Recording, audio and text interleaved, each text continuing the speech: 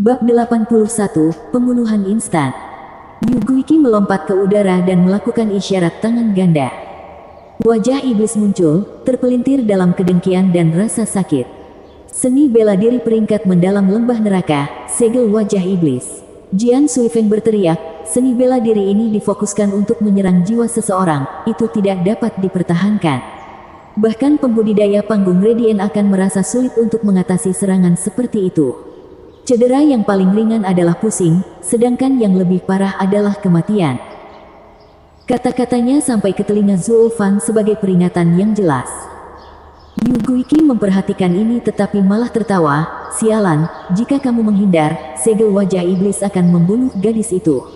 Jika Anda mencoba mengambilnya, Anda tidak akan berhasil.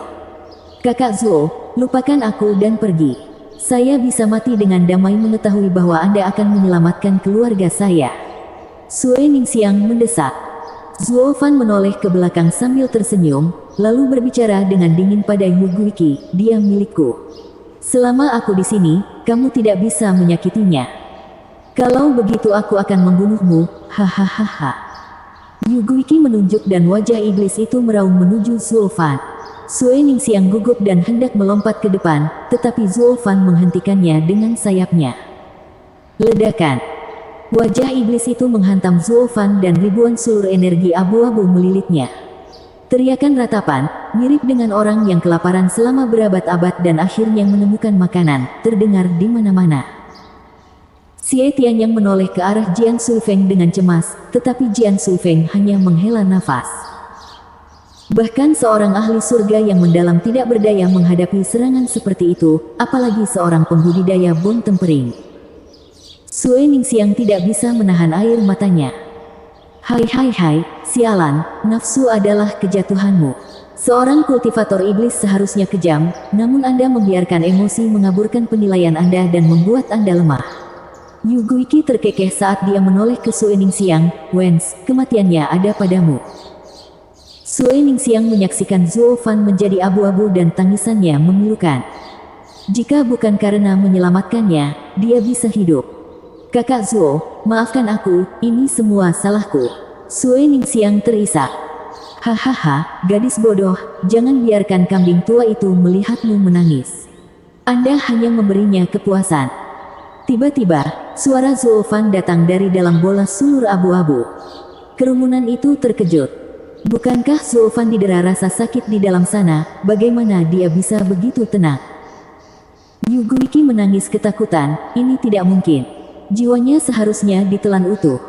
Hahaha, kamu ingin membunuhku dengan trik ruang tamu. Bukankah kamu sedikit naif, Insidious Demon? Api biru menyala dari dalam sulur abu-abu. Energi abu-abu mundur setiap kali nyala api bergerak. Saat energi abu-abu ditarik, Zhuo Fan segera terungkap di hadapan orang banyak dengan cahaya biru yang datang dari dahinya. Zhuo Fan bergumam, seni transformasi iblis. Tiba-tiba, energi abu-abu meraung saat mereka dilahap oleh api biru. Dan Zhuo Fan merasakan jiwanya semakin kuat sebagai hasilnya. Seni transformasi iblis pada awalnya digunakan untuk menyerap segalanya untuk mempromosikan kultivasi seseorang. Alasan dia tidak bisa menyerap jiwa sejauh ini adalah karena jiwanya sendiri tidak cukup kuat. Itu hanya akan merugikan jika hasilnya malah merugikannya. Tapi karena dia memurnikan jiwanya, itu tumbuh dalam kekuatan, mirip dengan level kultivator Radiant Stage. Dan memiliki api biru yang aneh sebagai pelindung, jumlah hantu pendendam yang sangat sedikit ini tidak lebih dari makanan ringan setelah api menghilangkan limbah. Melihat Anda Guiki di udara, Zhuo Fan mengejek, apakah itu? Jika Anda tidak memiliki trik di lengan baju Anda, saya kira saya harus serius. Serius, hehehe, berhenti pamer. Apakah Anda mengatakan Anda telah bermain-main selama ini? Yuguiki marah sekaligus terkejut. Terkejut bahwa Zhuo Fan dapat menepis serangan yang begitu kuat dan marah karena penghinaannya. Tapi begitulah cara Zhuo Fan memperlakukannya, dengan penghinaan telanjang. Bukankah dia Insidious Demon of Hell Valley, orang bijak nomor satu mereka? Terlepas dari semua itu, rasa takut tumbuh di dalam dirinya. Ini adalah perasaan asing baginya karena dia selalu memahami kelemahan lawannya sebelum menyerang mereka. Tapi ketika dia melihat Zulfan, dia hanya merasa tidak berdaya terlepas dari semua yang dia lemparkan ke anak itu. Selain itu, dia memiliki perasaan yang mengganggu bahwa semua gerakannya berada dalam perhitungan Zulfan. Zulfan mempermainkannya seperti biola, meninggalkannya tanpa sedikit pun martabat. Ketakutan yang dia miliki ini adalah yang terburuk yang pernah dia rasakan. Terkekeh, Zulfan mengejek lagi, "Tetua ketujuh, saya ingin tahu, apakah Anda ingat apa yang Anda katakan kepada saya beberapa bulan yang lalu di Pegunungan Albis? Melawan kekuatan sejati, semua skema bisa diperdebatkan." Mata Yuguiki melebar, jantungnya berdegup kencang, dan firasat buruk merayapi tulang punggungnya. "Hari ini, aku melemparkan kalimat ini kembali padamu." Sambil menyeringai, Zulfan menunjuk ke langit, "Hanya dalam satu gerakan, aku akan mendapatkan kepalamu." Omong kosong. Yuguiki tidak tahan lagi dan membentak. Dia sekarang menyadari, tujuan akhir Zulfan kali ini adalah balas dendam terhadapnya sementara dia hanya menyelamatkan Sueningsiang secara sepintas. Dari saat Zulfan muncul, dia menamparkan wajah lelaki tua itu di setiap sudut, untuk menunjukkan kepadanya betapa tidak berguna moniker Insidious Demon-nya di hadapan kekuatan sejati. Kecerdasanku menggelikan saat bertatap muka dengan kekuatan mentah. Kelicikanku kurang dari miliknya. Zulfan ingin menghancurkan harga dirinya sebagai orang yang berbahaya, mati kesakitan.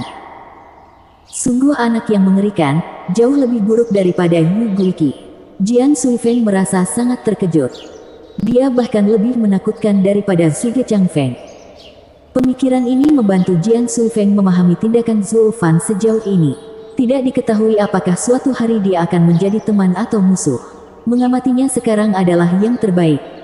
Mengabaikan tatapan di sekelilingnya, Zulfan menatap Yuguiki dengan gembira di matanya. Mungkin semua kultivator setan paling bahagia dalam pergolakan pembantaian. Zulfan tertawa, "Kamu Guiki, siap. Sudah saatnya Anda melihat seperti apa kekuatan yang sebenarnya." Dia melompat saat berikutnya. Bam! Dia menembak Yuguiki seperti roket. Yuguiki menyerang dengan rantai yin yang miliknya. Tapi dengan kepakan sayapnya, Zulfan menyelinap melewati mereka. Rantai yin yang bahkan tidak bisa menyentuhnya dan dia sudah meninju Yuguiki. "Hahaha, mengerti." Yuguiki tertawa dan rantai hitam putih terbang ke dada Zulfan. Tapi Zulfan hanya berkata, "Oh, jadi kamu punya rantai lain selain keduanya." "Tapi jadi apa? Dengan kekuatanku, semua rencanamu bisa diperdebatkan, termasuk semua yang telah kau sembunyikan sejauh ini." Mata Zulfan menyala dan cahaya keemasan terbang dari tubuhnya. Itu adalah Blood Infant setelah disempurnakan dengan Diamond Sand. Bayi darah, yang sebanding dengan harta setan kelas 5, dibebankan pada rantai hitam dan putih. Rantai itu tidak bisa bertahan bahkan sedetik pun saat Blood Infant merobeknya bersama dengan lengan Yuguiki. Yuguiki terkejut menemukan bahwa cahaya keemasan, yang melewati telinganya, tidak hanya mengambil rantai tetapi juga lengannya. Dia baru sekarang menyadari validitas kata-kata Zulfan sebelumnya, sedemikian rupa sehingga kekuatan bayi darah membuat Yuguiki takut. Dia tidak punya waktu untuk merasakan kehilangan lengannya ketika pukulan Zulfan tepat di wajahnya. "Sialan kerdil, kamu pikir kamu bisa membunuhku dalam satu gerakan?" Dia tahu kematiannya telah disegel, tetapi dia tidak akan membiarkan Zulfan menentukan bagaimana dia meninggal. Atau dia benar-benar tidak akan pernah beristirahat di akhirat. Satu-satunya alasan dia masih bertarung adalah demi kehormatannya. Suara mendesing. Harta karun setan kelas 3 Twisted Needle terbang dari lengan bajunya menuju kepalan tangan Zulfan. Selama dia menghentikan tinjunya, dia tidak akan mati dalam satu pukulan. Begitulah pikiran mulia dari orang bijak nomor 1 di lembah neraka direduksi menjadi setelah bertarung dengan iblis yang sama berbahayanya. Zulfan ada di sini untuk memastikan dia akan ditinggalkan tanpa sedikit pun kehormatan. Pukulan itu masih bergerak tanpa ragu, bertemu dengan Twisted Needle, menuju kegembiraan dan harapan Yuguiki. Tapi suara garing yang dihasilkan dari kontak tersebut mengungkapkan bahwa Twisted Needle itu pecah menjadi dua. Tinju itu tidak terpengaruh sedikit pun saat menghantam dada Yuguiki. Yu Guiqi menyaksikan dengan ngeri dan bergumam, monster macam apa kamu ini? Aku tidak keberatan memberitahumu. Tubuhku sekuat harta setan kelas 5. Milikmu hanyalah harta iblis kelas 3. Dan mengapa aku begitu aneh? Mata Zuo Fan berkilat saat dia mengingat kesedihan dan siksaan tak berujung yang harus dia jalani. Bukankah itu semua salahmu? Menderu, Zuo Fan melemparkan tinjunya dan melemparkan Yu Guiqi ke tanah, menghancurkan beberapa bangunan. Darah mengalir dari mulut Yu Guiqi saat dia melihat Zuo Fan di udara dengan kaget dan kehilangan. Bagaimana perubahan anehmu ada hubungannya denganku? Dengan pemikiran terakhir ini, kepala Yu Guiqi merosot dan menghembuskan nafas terakhirnya. Matanya terbuka lebar, tidak pernah menemukan kedamaian. Bab 82, Ketenaran yang Mengejutkan. Zuo Fan melebarkan sayapnya di antara awan dan melayang seperti dewa yang menjulang tinggi di atas semut. Di tangannya, dia mencengkeram jantung yang masih berdetak yang meneteskan darah. Tapi pemilik hati ini telah lama menemui ajalnya dan tidak lebih dari mayat yang kaku, tidak pernah lagi bisa menemukan kedamaian dari kengerian yang dialaminya. Para penonton mengangkat kepala karena terkejut, tetapi menyaksikan keagungan Zuo Fan, mereka bahkan lupa bernapas. Ketakutan hampir terlihat di antara para penjaga lembah neraka. Hanya dalam satu pukulan, Insidious Demon yang terkenal kejam, orang bijak nomor 1 di lembah neraka, Yu Guiqi mati. Xie Tianyang menyangkal apa yang dia saksikan, bahkan Jian Suifeng dilanda ketakutan saat dia menatap pemuda yang melayang di langit. Monster sejati, Jian Suifeng bergumam. Zuo Fan hanya mengendurkan cengkeramannya dan jantungnya jatuh ke tanah dengan percikan. Tapi tindakan santai ini menyita hati semua orang. Saat tatapan dingin Zuo Fan berkeliaran di antara orang-orang, mereka menundukkan kepala ketakutan, ngeri bahwa iblis itu akan mengarahkan pandangannya pada mereka. Zuo Fan, bagaimanapun, hanya tertawa, orang itu pasti lari ke rumahnya. Dia benar-benar menyelinap pergi lagi. Dia tiba-tiba menukik ke bawah, membuat orang-orang khawatir agar berhamburan. Tapi dia melewati Sue Ningxiang dan memeluknya. Sue Ningxiang menjerit pendek sebelum dibawa ke awan. Mereka berdua kemudian menghilang dalam kilatan petir. Di tempat terbuka di luar Blue Expanse City, petir menyambar, mengungkapkan pendaratan Sue Ningxiang dan Zuo Fan. Saat dia menurunkannya ke tanah, dia menatapnya dengan bingung. Zuo Fan tersenyum tipis, aku berkata bahwa aku akan membawamu keluar kota, dan aku melakukannya. Sekarang, aku telah memenuhi janjiku. Apakah ini dunia luar? Sue Ningxiang mengarahkan pandangannya ke sekeliling dan menarik napas, senyum bermain di bibirnya, ini pertama kalinya aku berjalan di luar kota. Aku akhirnya keluar. Sue Ningxiang tertawa dan tersipu, terima kasih, kakak Zuo. Tidak apa, kami mengguncangnya, bukan? Zuo Fan berkata, Ning'er, ini mungkin saat yang tepat untuk mengucapkan selamat tinggal. Kamu pergi. Sue Ningxiang mengangkat kepalanya, matanya tertuju pada Zuo Fan, kemana? Dia menghela nafas sambil berkata, aku tidak tahu. Masih banyak hal yang harus saya lakukan. Masalah yang paling mendesak adalah menemukan Lightning Canyon, sisa-sisa Kaisar Surgawi, dan mencari ahli untuk memperkuat klan Luo. Meskipun tidak tahu harus mulai dari mana, dia harus terus mencari. Sue Ningxiang melihat pikirannya telah ditetapkan dan berbicara dengan lembut, kakak Zuo, bisakah aku ikut denganmu? Tidak, Zuo Fan membantah, dengan kekuatanmu, kamu akan berada dalam bahaya yang terlalu besar. Sue Ningxiang menundukkan kepalanya karena kalah. Dia tahu dia hanya akan menjadi beban baginya jika dia pergi. Zuo Fan mengacak-acak kepalanya sambil tersenyum, dan kamu masih memiliki klanmu untuk dijaga. Klan Sue menyinggung lembah neraka dan perlu menemukan seseorang yang dapat melindunginya. Sword Marquise Abode adalah pilihan yang bagus. Dari mulut tajam Xie Tianyang, dia pasti ditempatkan cukup tinggi. Jika dia menjamumu, Sword Marquise Abode pasti akan menerimamu. Sue Ningxiang mengangkat kepalanya lalu mengangguk. Sekarang saatnya mencari tempat yang aman untuk klannya. Akan terlalu kejam dan egois jika dia pergi bersama Zuo Fan dan meninggalkan ayah dan saudara laki-lakinya dalam bahaya. Dia malu tapi masih merasa enggan berpisah dengannya. Hahaha, sampai jumpa, adik perempuan. Zuo Fan mengacak-acak kepalanya untuk terakhir kalinya dan pergi sambil tersenyum. Air mata terbentuk di mata Sue Ningxiang saat dia berteriak, "Kakak Zuo, kapan kita akan bertemu lagi?" Saat cincin guntur berkedip, Zuo Fan melambai saat dia berjalan pergi, cincin petir di jarinya dan jari Sue Ningxiang berkedip. Di area lain, Jian Suifeng memandang rendah mayat Yu Guiqi, musuh yang merampas 3 jarinya. Dia mengingat kematian Yu Guiqi yang menyedihkan dan suasana hatinya menjadi hidup. "Oh, Yu Guiqi, tragedi apa yang menimpamu, salah satu orang hebat dari Kekaisaran Tianyu?" Jian Suifeng menemukan bahwa penjaga lembah neraka yang diarahkan Zuo Fan sekarang bergegas pergi dari tempat ini, bahkan meninggalkan tubuh sesepuh mereka. Hanya angin dingin yang bertiup di atas rambut putih di tubuh Yu Guiqi yang tergeletak di sana di atas rubel yang dingin dan keras. Matanya lebar, meski kehilangan cahaya. Xie Tian yang masih melihat ke langit, ke arah Zuo Fan, tapi kemudian berbicara dengan nada masam, "Sialan, bagus untukmu membunuh Yu Guiqi, tapi apa yang kamu mainkan untuk mengambil Miner?" "Tianyang, bantu yang lain turun, kami akan bergegas ke Sword Marquise Abode untuk menyembuhkan mereka. Klan Sui akan menjadi klan bawahan Sword Marquise Abode." Jian Suifeng menunjuk ke arah klan Sui yang disalibkan.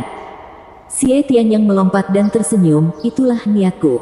Penatua ke-8, siapa tahu kami berpikiran sama. Aku juga akan menyelamatkan klan Miner." Siapa yang berpikiran sama dengan anak nakal?" Jian Suifeng mendengus, "Kamu telah melihat kemampuan monster kecil itu. Hanya waktu yang akan menentukan seberapa jauh kekuatannya akan mencapai. Karena dia berusaha keras untuk menyelamatkan orang-orang ini, tidak ada salahnya untuk mendapatkan bantuannya. Kami bahkan mungkin menjadi teman di masa depan. Dan jika kita berdiri di sisi yang berlawanan, kita dapat menggunakan orang-orang ini sebagai sandera untuk menghadapinya." Xie Tianyang hanya tersenyum kecut pada alasan tetuanya. Jadi kamu tidak menyelamatkan klan Sui karena aku tapi karena si brengsek Zuo Fan. Lagi pula siapa murid inti Sword Marquise Abode di sini? Jika ini keluar, namaku akan terseret ke dalam lumpur." Meski diam-diam mengutuk, dia tetap pergi bekerja. Karena ini adalah tujuannya selama ini, untuk membantu Sue Ningxiang. Namun tidak ada yang lebih bijak dari jarak setengah mil, Yu Ning meringkuk dengan menggigil. Ketakutannya terhadap Zuo Fan tumbuh di luar proporsi, sedemikian rupa sehingga dia mungkin tidak akan pernah bisa mengalahkan iblis hati ini. "Bajingan, ini yang ketiga kalinya. Apa yang pernah aku lakukan padamu? Kemanapun saya pergi, Anda datang membunuh. Terakhir kali kamu membunuh 2 tetua dan kali ini kamu membunuh tuanku. Kekejian." Yu Ning mengutuk Zuo Fan ke langit yang tinggi. Tapi ketika wajah dingin Zuo Fan muncul kembali di benaknya, tubuhnya menggigil. Sebulan kemudian, di Taman Kaisar di ibu kota Kekaisaran, 2 lelaki tua sedang bermain catur di bawah sebuah paviliun. Salah satunya mengenakan gaun emas dan memiliki kuil putih dan mata berawan. Dia adalah Kaisar Kekaisaran Tianyu. Lansia lainnya memiliki janggut panjang, rambut putih, dan memancarkan aura yang mengesankan. Setiap kali seorang penjaga melihat ke arahnya, mata mereka dipenuhi dengan rasa hormat. Di antara kicauan burung taman yang merdu, bidak catur yang digerakkan dibuat dengan ritme yang menenangkan. Tiba-tiba, ratapan memecah kedamaian yang membahagiakan. "Tuan Ayah, sesuatu yang besar baru saja terjadi." Bola daging seberat 200 kilo menggelinding di samping Kaisar. Dia mengguncang bumi yang dia injak dan membuat pertandingan catur menjadi berantakan.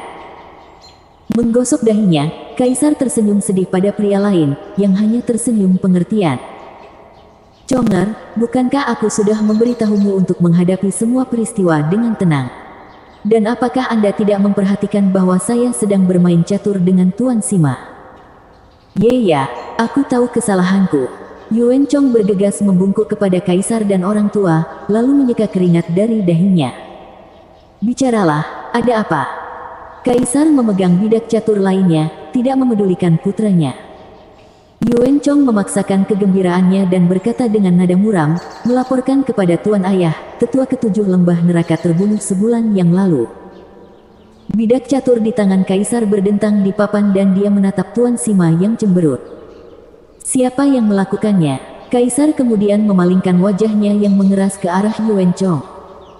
Melihat tidak ada orang di sekitar, Yuan Chong berbisik, "Itu adalah seseorang dari klan yang saat ini kami dukung, pelayan klan Luo, Zhuo Fan. Sebulan yang lalu, sesuatu masuk ke dalam dirinya sehingga dia membunuh sesepuh ketujuh lembah neraka di Blue Expanse City di bawah pengawasan semua orang. Terungkap juga bahwa dia adalah orang yang membunuh dua tetua lembah neraka lainnya di kota Wingeze dan menggunakan paviliun naga terselubung sebagai tambalan." Apa? Seorang bocah membunuh tiga tetua lembah neraka, termasuk Yuguiki mereka yang berharga. Apa nyali? Tuan Sima berkata kepada Kaisar, "Yang mulia, bagaimana kami harus menanganinya?" Kaisar membangkitkan senyum tipis dan terus bermain catur. "Jika hanya melibatkan 7 rumah, itu akan menimbulkan sakit kepala. Tapi seperti yang terjadi, Yuan Shan tidak akan berani mengeluh kepadaku. Jangan biarkan mereka menghabisi klan Luo. Mutiaraku ini akan mengungkapkan kemegahannya, hahaha." Bam! Kaisar membanting bidak catur itu dengan gembira. Yuan Chong memandang lama ke arah Kaisar lalu membungkuk dan pergi. Kediaman Perdana Menteri di ibu kota Kekaisaran. Perdana Menteri Zhuge Changfeng berbaring di kursi goyang dengan mata setengah tertutup, bergoyang lembut. Tiba-tiba, bayangan hitam berbisik di telinganya. "Apa?" Zhuge Changfeng membuka matanya karena terkejut, lalu menghela nafas. "Keseimbangan antara 7 rumah sekarang miring. Saya perlu membuat persiapan yang cukup untuk akibatnya." Dan dia melanjutkan keadaan sebelumnya, dengan lembut bergoyang di kursi goyang. Kediaman High Priest di Imperial Capital. Seorang tetua berambut putih sedang membaca beberapa informasi yang disampaikan oleh salah satu anak buahnya. Saat dia membaca, kerutan muncul di dahinya dan dia memberi isyarat kepada anak buahnya untuk mundur. Dengan langkah gemetar yang menunjukkan penampilan lamanya, tetua itu berjalan ke observatorium dan melihat ke arah lautan bintang. "Bintang perang sudah dekat dan kekacauan ada di depan pintu kita. Percikan cukup untuk menyalakan tong mesiu ini. Penguasa akan berubah, saya hanya berharap orang-orang dapat mengatasi badai." Markas Paviliun Naga terselubung. Paviliun Lord Long Yifei dan beberapa tetua sedang rapat, tetapi 2 orang muda juga hadir, Long Jie dan Long Kui. Karena upaya dan perilaku cemerlang mereka, 7 hari yang lalu, Long Yifei secara resmi mengizinkan mereka untuk berpartisipasi dalam Dewan Tetua, menyenangkan keduanya tanpa henti. Baru-baru ini, Xiao Kui dan Xiao Jie menunjukkan perilaku yang sempurna. Saya mengusulkan untuk mengirim mereka untuk berkultivasi di bawah Penatua Agung dan mempelajari seni bela diri peringkat mendalam di rumah itu. Long Yifei tersenyum melihat keduanya dan berbicara dengan bangga. Penatua ketiga berkomentar dengan tatapan mengeras, "Kedua anak ini berkembang dengan baik, namun, mereka hanya rata-rata dibandingkan dengan murid jenius rumah lainnya." "Bagaimana, tetua ketiga, jangan remehkan kami. Kami berada di ambang menerobos ke tahap tempering tulang." Long Kui memprotes sementara Long Jie setuju, "Tetua ketiga benar. Saya mendengar desas-desus bahwa Xie Tian yang dari Sword Marquise Abode menjadi ahli tempering tulang 3 tahun sebelumnya. Kami masih jauh di belakang dia." Xiao Jie sangat rendah hati. "Kamu akan melakukan perbuatan besar di masa depan." Godeye Long Jiu mengangguk puas, seekor gagak hitam hinggap di bahunya, gagak pemakan jiwa yang dia dapatkan dari Zhuo Fan. Melihat burung itu, Long Jiu tidak bisa menahan ekspresinya melembut. "Jika kalian berdua adalah setengah laki-laki dari saudaraku Zhuo, kalian akan melatih seni bela diri peringkat mendalam kita sekarang." Paman Jiu, mengapa membawanya ke sini?" Long Kui selalu menjadi jengkel setiap kali dia mendengar nama Zhuo Fan. Dia sombong, kurang ajar, dan tidak ingin bergabung dengan Paviliun Naga terselubung. Bahkan jika dia memiliki sedikit bakat, itu tidak menjamin kebangkitannya. "Kami pasti akan mengungguli dia." Seorang pria tiba-tiba menerobos masuk sambil berteriak, "Laporan mendesak, Tuan Paviliun." Penatua ketiga melambaikan tangannya setelah mengambil laporan itu dan membacanya. Saat berikutnya, tangannya membeku dan kertas itu melayang ke lantai. "Ada apa, tetua ketiga?" Long Jiu mengambil kertas itu dengan khawatir, tidak pernah melihat penatua ketiga begitu ketakutan. Tapi isinya membuat satu-satunya matanya menangis. "Saudaraku yang baik, aku berutang padamu lagi. Tentang apa semua ini? Long Yifei ingin tahu seperti orang-orang yang hadir dan mengambil kertas itu. Alisnya bergetar dan suaranya mengkhianati kegembiraannya. Yu Guiqi lembah neraka dibunuh oleh Zhuo Fan di Blue Expanse City. Apa? Semua orang tercengang. Siapa yang tidak pernah mendengar tentang Yu Guiqi? Dia adalah sakit kepala terbesar dari semua orang, terutama untuk Long Jiu, yang matanya telah dicuri oleh taktik Yu Guiqi. Namun pria mengerikan ini dibunuh oleh Zhuo Fan. Keterkejutan mereka bisa dimengerti. Bahkan Long Jie dan Long Kui pernah mendengar tentang keburukan Yu Guiqi. Lagi pula, dia adalah orang yang ditakuti oleh semua tetua paviliun naga terselubung. Mereka langsung merasakan seberapa jauh Zhuo Fan telah meninggalkan mereka. Hahaha, bagus sekali. Long Yifei tertawa terbahak-bahak, saya benar dalam keputusan saya. Anak ini adalah naga di antara manusia. Tingkatkan dukungan kami ke klan Luo dan kirim beberapa orang untuk melindungi klan mereka. Saya yakin kita semua bisa menyetujui itu. Itu adalah keputusan bulat. Bahkan para tetua yang menentang Long Yifei mengusulkan aliansi dengan Zhuo Fan tidak menunjukkan keluhan apapun. Lagi pula, tidak ada dari mereka di sini yang bisa melakukan apa yang dilakukan Zhuo Fan, mengirim Yu Guiqi itu ke kuburnya. Dan paviliun naga terselubung hanyalah permulaan. Klan Benua segera mengetahui perselingkuhan ini. Di antara keterkejutan dan tangisan kegembiraan, nama Zhuo Fan terukir di benak banyak pemimpin klan. Bab 83, Perintah Pembunuhan Neraka. Di lembah yang sepi, dikepung oleh pegunungan di tiga sisi dan jalan sempit di sisi keempat, pancaran hangat matahari hampir tidak mencapai tempat ini sepanjang tahun. Diselimuti kabut, tempat ini adalah tempat pembuangan serangga dan tikus beracun. Namun lingkungan yang sangat aneh ini menyebabkan berkembangnya beberapa tumbuhan paling langka yang pernah ada di dunia. Untuk mengumpulkan bahan-bahan seperti itu, orang-orang menerjang banyak bahaya melalui lembah, di mana angka kematian sangat tinggi dan hantu yang jatuh memperburuk kesuraman. Orang-orang menyebutnya lembah neraka. 1000 tahun yang lalu, sebuah kelompok yang kuat menemukan tempat aneh ini dan membangun pijakan. Mereka bahkan membuat susunan kelas 5 untuk melindungi dari kengerian lembah ini. Grup ini adalah rumah Yu, salah satu dari 7 rumah bangsawan Kekaisaran Tianyu. Seiring waktu, orang-orang menyebut lembah ini sebagai rumah terkuat yang bisa melawan keluarga kekaisaran. Sampai sekarang, di aula pertemuan lembah neraka, Vali Lord Yuanshan sedang dalam suasana hati yang buruk saat dia duduk di singgasananya. Dari total 12 kursi, 9 kursi ditempati oleh sesepuh. Setiap kali dia melirik ke kursi kosong, matanya menjadi liar. Kamu Ming. Yuanshan berteriak, apakah maksudmu mengatakan bahwa 3 tetua lembah neraka telah mati karena satu anak? Bersujud di tanah dan menggigil tak terkendali, Yumin menjawab, aku bahkan tidak berpikir untuk berbohong kepada Tuan Lembah, Tetua Jian, Tetua Yun, serta Tuanku, Tetua ke-7, memang dibunuh oleh pelayan klan Luo, Zhuo Fan. Gadis tidak berguna. Yuanshan menamparkan meja, kamu tahu dia membunuh 2 tetua sebelumnya, jadi mengapa kamu tidak melaporkan ini lebih awal? Lepaskan aku, Tuan Lembah. Tuanku yang melarangku. Guru menganggapnya terlalu aneh dan memerintahkan saya untuk menyimpannya sendiri. Dia mengatakan kepada saya bahwa dia akan menemukan kesempatan untuk berurusan dengan Zhuo Fan. Tapi sebelum dia bisa, Zhuo Fan masuk ke kota kita dan... Pada titik ini, suara Yuming tercekat oleh isak tangis. Tetua lainnya mendengus. Semua pembudidaya setan itu kejam dan dingin, jadi mengapa bajingan ini begitu marah? Melemparkan pertunjukan seperti itu akan membuat mereka membencinya. Para tetua sudah jelas bahwa ini bukan salahnya, namun menahan diri untuk tidak memaafkannya. Jika mereka bertukar tempat, mereka akan melakukan hal yang sama. Jika tidak, mereka akan dituduh berpikir gegabah dan itu akan digunakan sebagai alasan oleh beberapa orang lain untuk menyingkirkan mereka. Siapa yang akan percaya bahwa seorang anak Bon Tempering yang baru dapat membunuh ahli berpengalaman surga yang mendalam jika bukan karena itu terjadi di depan mata yang tak terhitung jumlahnya? Tuan Lembah, Yuming mungkin salah, tetapi dia tidak memiliki kendali atas apa yang terjadi. Prioritas pertama kami adalah menangani akibatnya.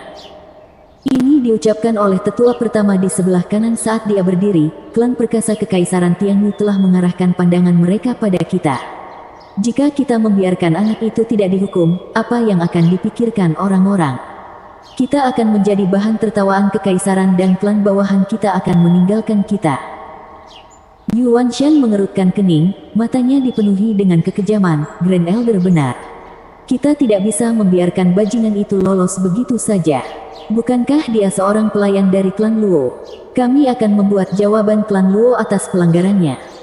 Tuan Lembah, kamu tidak boleh.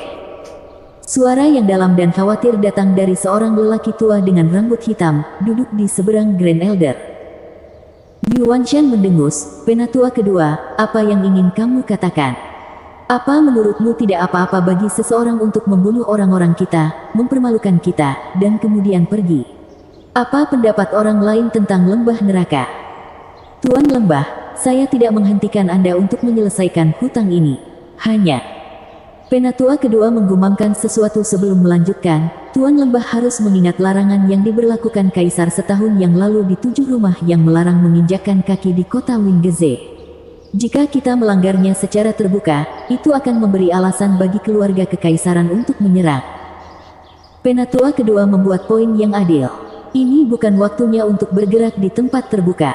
Dan ada juga laporan bahwa keluarga Kekaisaran dan ahli paviliun naga terselubung sedang berpatroli di dekat kota Wingeze. Kita akan jatuh ke dalam perangkap mereka jika kita pergi. Grand Elder mendesak. Mengamati dua tetua yang paling dihormati, Yuan Shan ragu-ragu sejenak sebelum meludah dengan gigi terkatup. Kita tidak bisa melakukan ini, kita tidak bisa melakukan itu.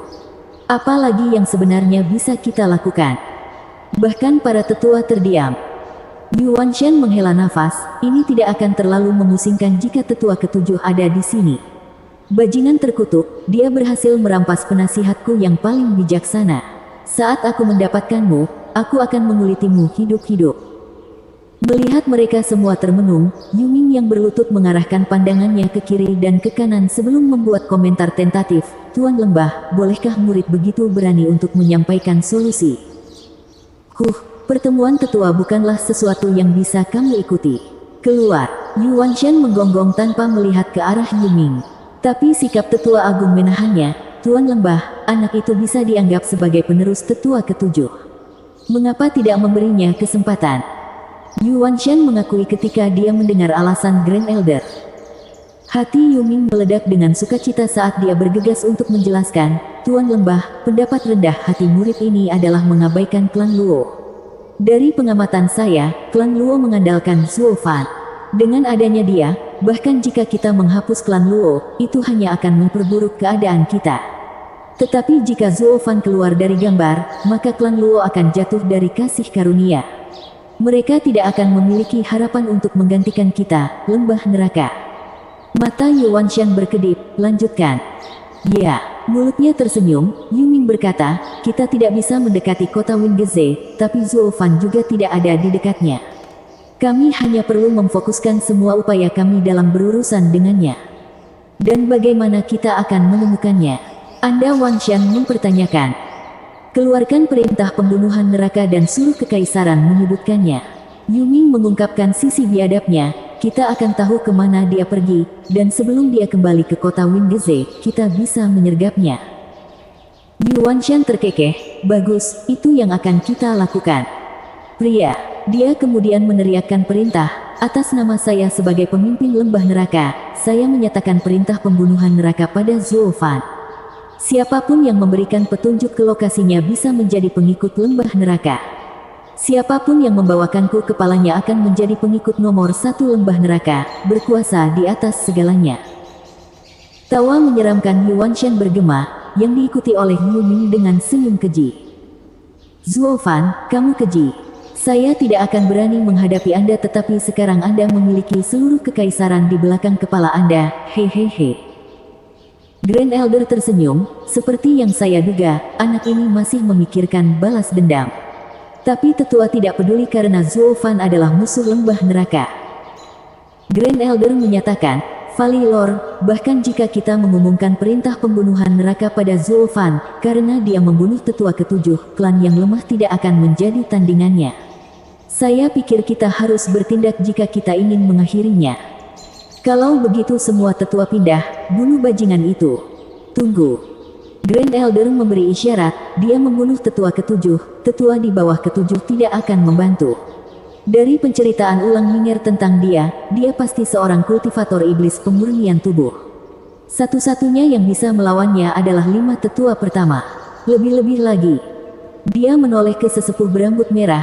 Tetua kelima, kamu memurnikan tubuhmu dengan Scorching Demon Flame. Tubuhmu yang tidak bisa dihancurkan adalah pasangan yang sempurna untuk anak itu. Jangan lihat aku. Namun pria tersebut menjabat tangannya lagi dan lagi sambil menyeringai. Saya akan bergabung dengan pertemuan 100 Field Drifting Flowers Edifice. Aku tidak punya waktu untuk mengejar bocah ingusan. Apa enaknya diundang perempuan ke pertemuan untuk membicarakan pil? Apakah pergi ke sana lebih penting daripada membalas dendam untuk rumah itu? Anda Wan Shan membentak. Grand Elder meringankan suasana dengan senyuman. Valley Lord, gedung bunga melayang mungkin terdiri dari wanita, tetapi mereka masih salah satu dari 7 rumah. Menjalin hubungan dekat hanya akan menguntungkan kita. Mereka menyampaikan undangan kepada tetua kelima karena mereka tertarik pada metode kultivasi atribut apinya, dengan harapan dapat menyempurnakan pil baru. Bagaimana sekelompok bajingan naik ke posisi kita? Suatu hari saya secara pribadi akan pergi dan mengambil alih wilayah mereka. Yu Wanshan berkata dengan kejam. Tetua Agung menggelengkan kepalanya. Tuan Lembah, saya ingin Yuming berpartisipasi sebagai tetua ketujuh dalam pertemuan tetua kita di masa depan. Menatap Yuming, Yu Wanshan mengangguk. Baik, besarkan dia dengan baik, sebagai Insidious Demon berikutnya, hahaha. Yuming sangat gembira saat membungkuk. Sementara itu, di Gunung Blackwing, Kapten Pang berkultivasi dengan duduk di atas 36 bilah. Tubuhnya penuh dengan bekas luka. Saat berkultivasi, sulur energi hitam akan meninggalkan tubuhnya, melayang di sekitar bilahnya, dan kembali padanya. Tapi saat setiap sulur hitam masuk kembali ke tubuhnya, bekas luka berdarah baru menghiasi tubuhnya yang rusak, membuatnya mengerutkan kening. Tiba-tiba, bayangan tumbuh di depannya dan Lei Yuting datang dari belakang. Memecahkan kelopak matanya, Kapten Pang berdiri sambil menyeringai. Seni bayangan elusif Nona Lei menjadi semakin luar biasa. Aku bahkan tidak menyadari kau akan datang. Bright Artmu tidak kalah mengesankan, mencapai Bone Tempering Stage hanya dalam setahun. Kamu membuat para jenius klan itu cemburu. Hehehe, itu semua karena saudara Zuo. Kapten Pang tertawa dan mengintip ke sampingnya.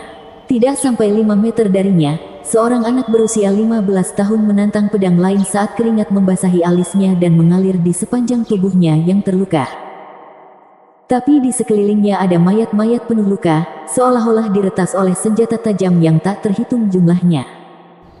Sialan, metode keji macam apa yang kamu kembangkan? Lei Yuting mengutuk. Kapten Pang menjawab dengan acuh tak acuh, dari 20 anak yang kamu kirim, hanya 1 yang berhasil.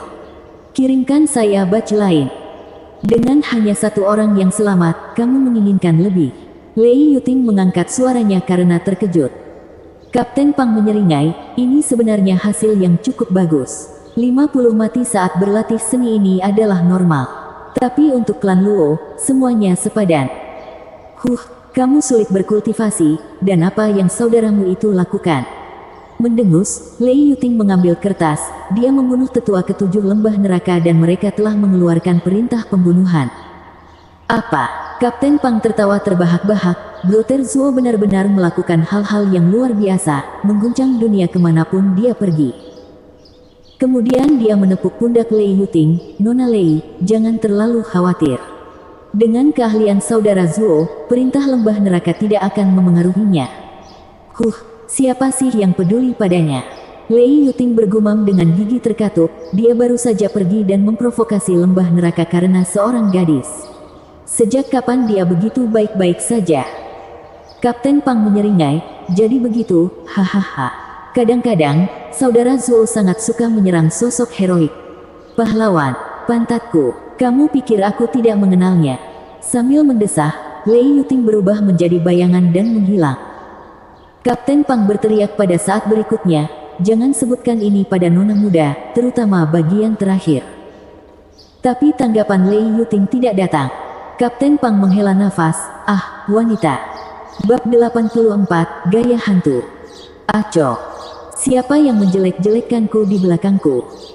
Di hutan terpencil, Zuofan menggaruk hidungnya dan menatap batu setinggi 100 meter. Dia tiba-tiba melenturkan kakinya dan melompat, dengan sayap di belakangnya berkedip dengan kilat. Langkah pertama Right Style, Soaring Demonic Dragon. Mengaum. Gambar drakonik hitam melintas dengan dia di tengahnya. Naga itu terjalin dengan petir dan menabrak batu. Ledakan. Batu itu hancur seperti tumpukan kartu dan Zuofan keluar dengan cepat. Kemudian dia berbalik dan melepaskan cakar hitam di reruntuhan. Langkah kedua Right Style, Ghostly Dragon Claw. Itu tidak bersemangat dibandingkan dengan ledakan gemuruh sebelumnya, tetapi itu membuatnya dengan dampak visual, mengubah puing-puing menjadi pasir. Getaran itu bahkan membuat burung-burung itu ketakutan. Zuofan terengah-engah sambil terus berkeringat, tetapi tangannya terus menari melalui gerakan, membidik kawanan burung. Langkah ketiga Right Style, Natural Dragon Screech. Mengaum. Suara itu menakutkan, mirip dengan setan. Ratapan Zuofan bahkan membuat riak di udara saat menyapu kawanan burung. Burung-burung itu membeku di udara, matanya kabur, dan mati. Satu pandangan akan melihat ribuan burung mati. Zuofan sekarang berubah menjadi berantakan, berjongkok dengan tatapan sedih. Seni bela diri berperingkat rendah ini cocok dengan seni Wraith. Setiap serangan memiliki kekuatan yang cukup untuk mengguncang bumi dan membunuh seketika. Meskipun berperingkat rendah, itu tetap kuat sebagai seni bela diri berperingkat menengah. Masalahnya adalah persyaratan yang tinggi dari gerakan ini pada tubuh, membuatnya hanya layak untuk pembudidaya seni Wraith. Tapi dengan tubuh halus Zuofan, dia sudah lama melampauinya. Secara teori, gerakan ini seharusnya mudah dilakukan olehnya. Namun faktanya tetap, hanya setelah berlatih di dalamnya selama sebulan barulah dia menyadari bahwa dia tidak kekurangan di bagian tubuh, tetapi di jiwa. Dia berada di lapisan satu tahap tempering tulang dan menggunakan seni bela diri peringkat yang dalam hampir menghabiskan Yuan Qi-nya. Langkah terakhir, khususnya, Natural Dragon Screech, adalah serangan jiwa yang hanya bisa dilatih ketika seseorang berada di Radiant Stage. Dengan tubuh dan jiwanya yang halus, kekuatan jiwanya melonjak, dan bahkan dengan manfaat tambahan dari api biru, dia baru saja berhasil. Tapi itu tidak menghentikannya dari merasakan penglihatannya pingsan dan runtuh. Sialan, gerakan ini akan menjadi kematianku. Jika saya tidak membunuh musuh saya dengan ini, dia akan membunuh saya. Zuofan menghela nafas dan duduk bersila untuk memulihkan Yuan Qi-nya. Membunuh Anda Gui Qi mengaduk sarang lebah. Dia pasti tersandung lawan yang jauh lebih kuat dan perlu melindungi dirinya sendiri dengan melatih seni bela diri yang kuat. Akibatnya, dia bersembunyi selama lebih dari sebulan di pegunungan untuk berlatih, namun hasilnya sama sekali tidak meyakinkan. Setengah hari kemudian, Zuofan berdiri dengan kulit kemerahan, pulih. Tangannya berkedip dan sekarang memegang telur besar. Dia melihat tanda hangus pada telur dengan khawatir. Telur Thunder Skylark masih hidup berkat energi spiritual ibunya. Tapi ini hanya menunda hal-hal. Jika dia ingin menetaskannya, pertama-tama dia harus memulihkan vitalitasnya. Di mana saya harus mencari ramuan spiritual yang dibutuhkan di dunia yang luas ini? Telurnya belum sepenuhnya berkembang dan tumbuhan biasa tidak akan ada gunanya. Dia membutuhkan harta langka yang mampu merenggut nyawa seseorang dari cengkeraman kematian yang akan segera terjadi. Zuofan tidak bisa membantu tetapi mengerutkan kening pada pemikiran ini.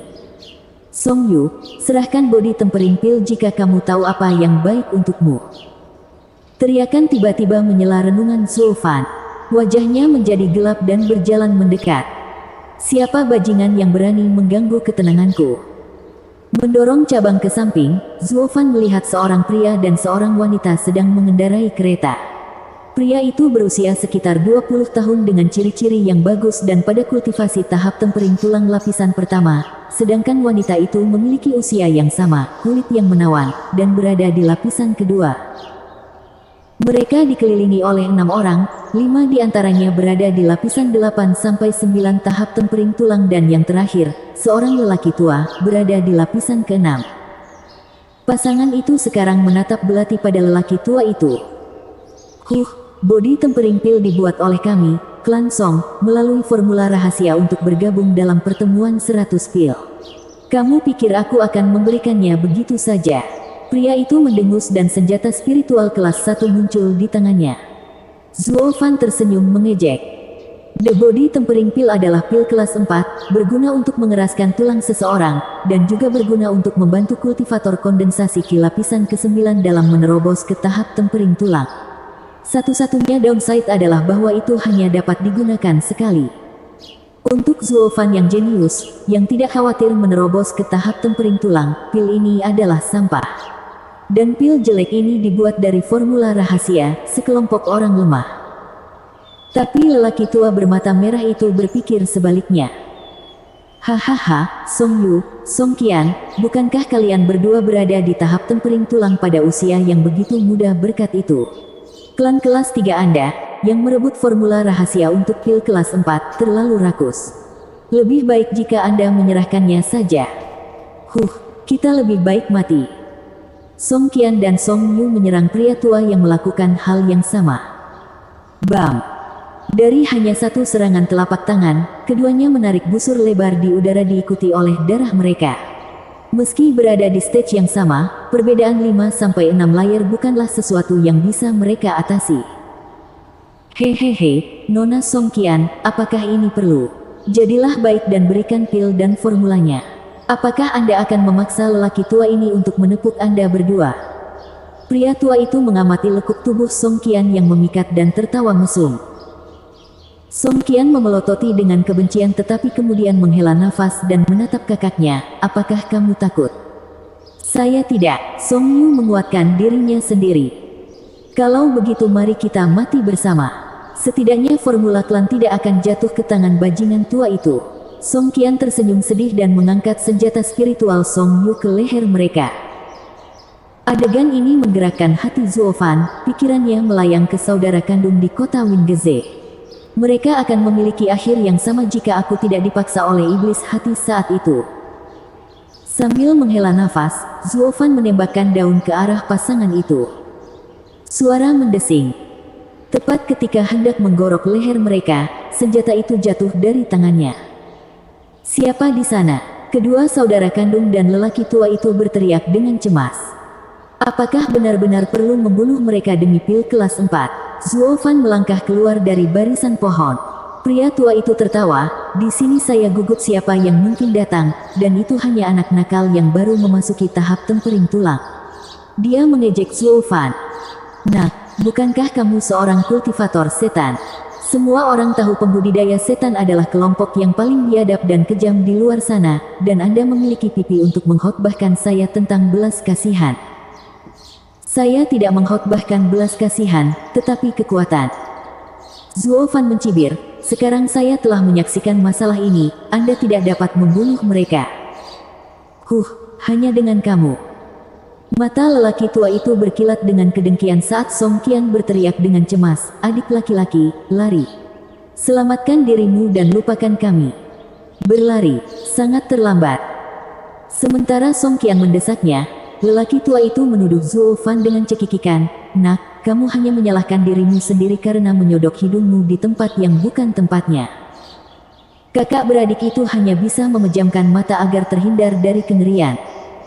Namun dengan suara yang renyah, Zuo Fan berdiri tanpa terpengaruh sementara lelaki tua itu jatuh ke dalam genangan darah, tanpa kepala. Orang tua yang tertawa itu mati dalam sekejap dan meskipun yang lain memiliki senyum di wajah mereka, mata mereka dipenuhi teror.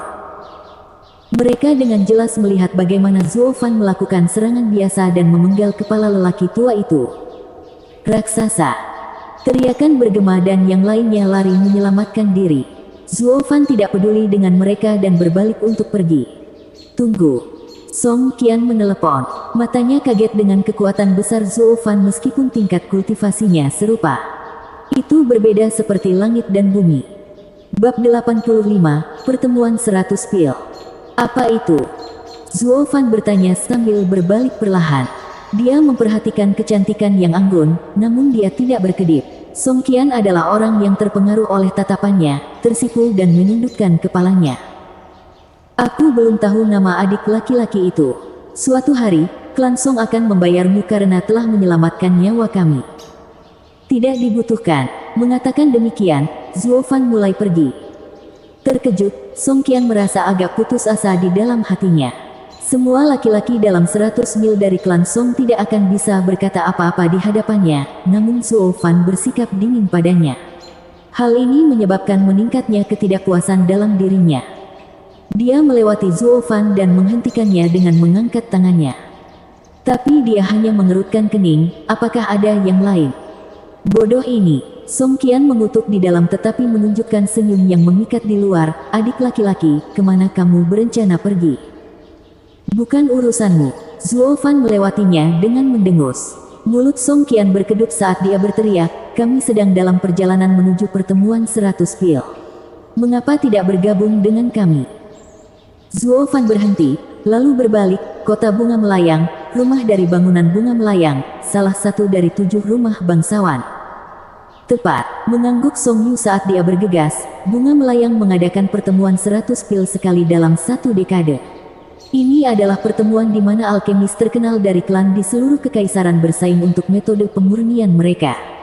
Jika beruntung, bangunan bunga melayang akan memperhatikan Anda dan membawa Anda sebagai klan bawahan. Zuo Fan menggaruk hidungnya. Pertemuan 100 pil pasti memiliki banyak bahan langka dan peluangnya tinggi bagi saya untuk menemukan harta karun untuk memulihkan telur. Dia menyeringai miring, kata-katamu menarik minatku. Saya sangat ingin melihat pertemuan 100 pil. Besar, ayo pergi bersama. Song Qian melompat kegirangan. Zuo Fan tersenyum, mengambil identitas lain saat memasuki salah satu dari 7 rumah bukanlah ide yang buruk. Song bersaudara senang dia setuju. Dengan kekuatan Zuo Fan, tidak ada yang akan menghentikan mereka mencapai kota bunga melayang. Oh, apa yang saya sebut adik laki-laki? Luo Fan. Zuo Fan menggaruk hidungnya. Dia tidak bisa lagi mengambil risiko memberikan nama aslinya, tidak sejak Blue Expanse City. Dia mengira seluruh kekaisaran Tianyu mengetahui namanya sekarang. Kemudian lagi, dia adalah pelayan klan Luo, dan menggunakan nama mereka adalah hal yang normal. Song Qian, Song Yu. Keduanya memperkenalkan. Zuo Fan kemudian mengikuti saudari itu dan memasuki gerbong, yang memiliki berbagai bahan berserakan, sementara adik laki-lakinya yang mengemudikannya. Tapi Zuo Fan bahkan tidak melirik barang-barang sederhana ini. Song Qian terus menatap Zuo Fan, tetapi melihat usahanya membentur dinding, dia berbalik dengan canggung untuk melihat keluar jendela. Tapi kemudian dia tertawa terbahak-bahak dengan wajah merah. Melihat ini, Zuo Fan memutar matanya, dia kehilangan atau jatuh cinta. Saya tidak akan pergi bersama mereka jika saya tahu. Sepanjang perjalanan, Song Qian memperlakukannya seperti ras langka, mengawasinya di setiap kesempatan. Dia berusaha sekuat tenaga untuk bertukar tempat dengan Song Yu, tetapi anak itu menolaknya dan dia terpaksa menanggung mata rusa betina dari saudara perempuan Song Yu. Setelah setengah bulan yang panjang, kereta perlahan mendekati gerbang kota. Song Yu tertawa, kakak Luo, saudari, kami di sini. Tentang waktunya, Zuo Fan melangkah keluar dengan tergesa-gesa dari tatapan panas penumpang lainnya. Tapi kemudian dia mengutuk ketika dia melihat gerbang, bagaimana sih kota bunga melayang ini? Mengapa Anda bahkan berhenti di sini? Plakat di atas gerbang berbunyi, kota anggrek. Ini bukan di bawah yurisdiksi 7 rumah, tetapi keluarga kekaisaran. Hahaha, saudara Luo, tenangkan dirimu. Seorang teman lama ayah saya tinggal di sini. Kami datang ke kota anggrek untuk membeli bahan-bahan darinya sebelum berangkat ke pertemuan 100 pil. Mendengar ini, Zuo Fan hanya bisa menghela nafas. Akankah penderitaanku berakhir? Song Qian melangkah keluar dan melotot, apakah kamu benci berada di dekatku? Zuo Fan hanya mengangkat bahu. Tapi Song Yu tertawa dan mengungkapkan senyum vulgar, kakak Luo, aku tahu persis bagaimana perasaanmu.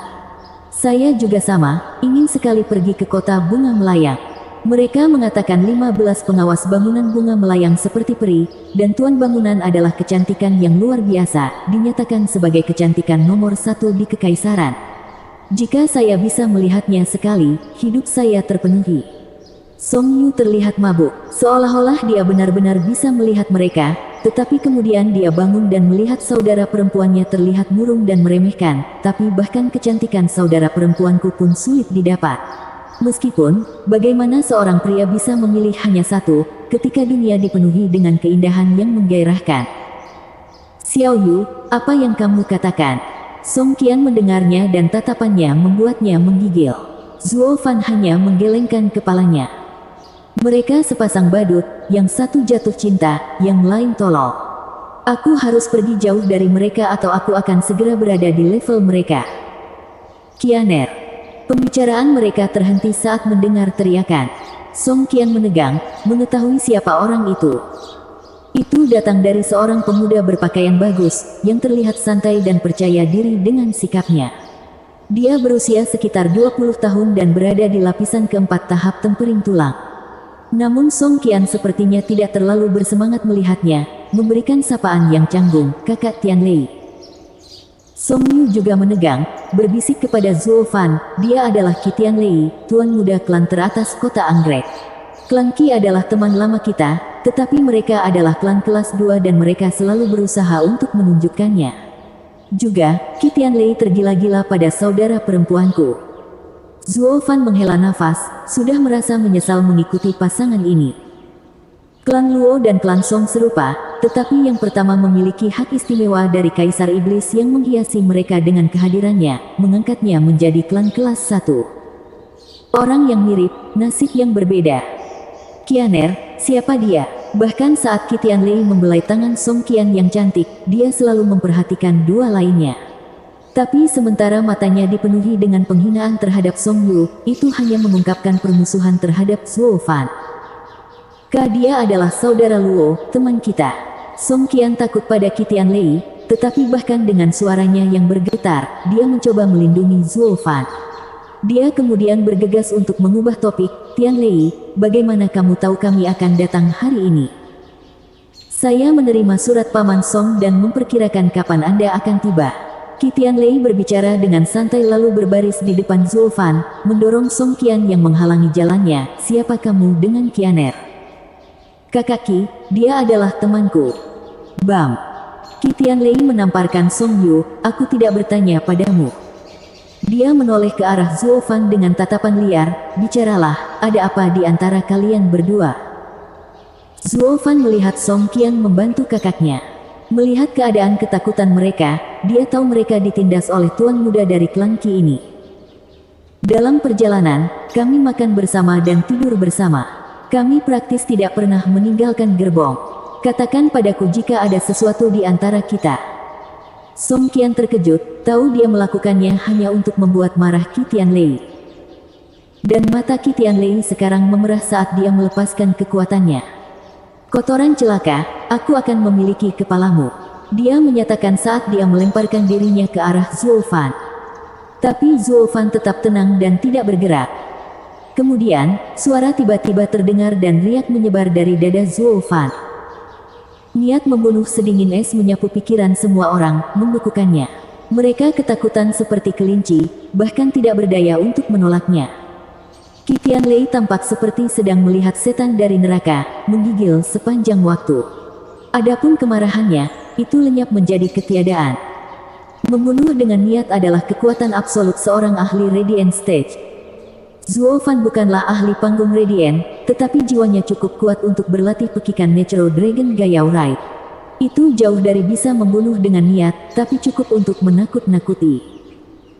Ini adalah prestasi yang bahkan tidak bisa dilakukan oleh seorang ahli surga yang mendalam, namun keanehan alam seperti Zuo Fan bisa. Berjalan di depan Qi Tianlei yang menggigil, Zuo Fan berbisik di telinganya, lain kali kamu mencoba pamer di hadapanku, aku akan mengakhirimu. Qi Tianlei membentur tanah dengan bunyi gedebuk dan tidak bisa berhenti berkeringat. Sementara Song bersaudara berdiri terguncang. Bersambung.